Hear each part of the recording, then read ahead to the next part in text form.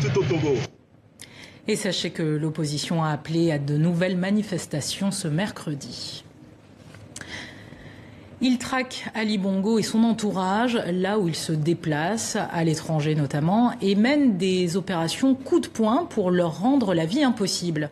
Un mode de résistance que ces militants issus de la diaspora gabonaise aimeraient internationaliser. Démonstration à Paris avec Laure de Matos et Clément Aline.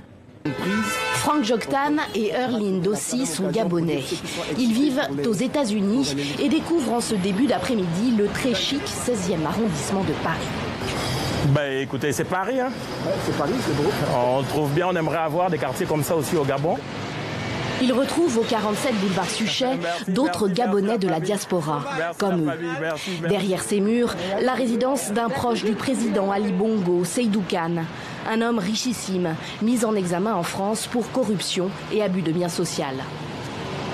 Il est inacceptable qu'il pille le Gabon et que les Gabonais vivent dans la précarité et que lui vienne en France jouir de tout ce luxe-là. Nous sommes ici pour faire savoir à M. Seydou Kane que le vol de l'argent du contribuable gabonais va s'arrêter et que nous réclamons justice pour nos morts, nos martyrs. Et nous réclamons justice pour le peuple gabonais.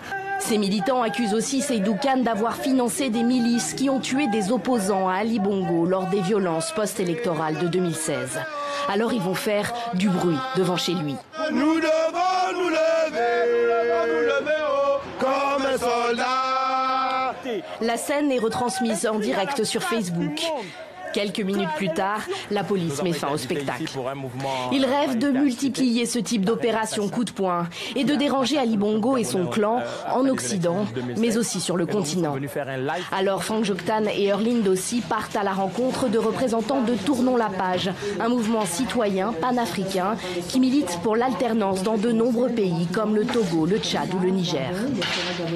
J'ai dit qu'il faudrait internationaliser la lutte contre les dictateurs, la résistance au niveau de tous les pays. C'est-à-dire les dictateurs, ils se déplacent, ils se rendent visite. Lors des visites, effectivement, la société civile locale, nationale, pouvait se mobiliser effectivement pour rendre la visite du dictateur, pour le mettre mal à l'aise.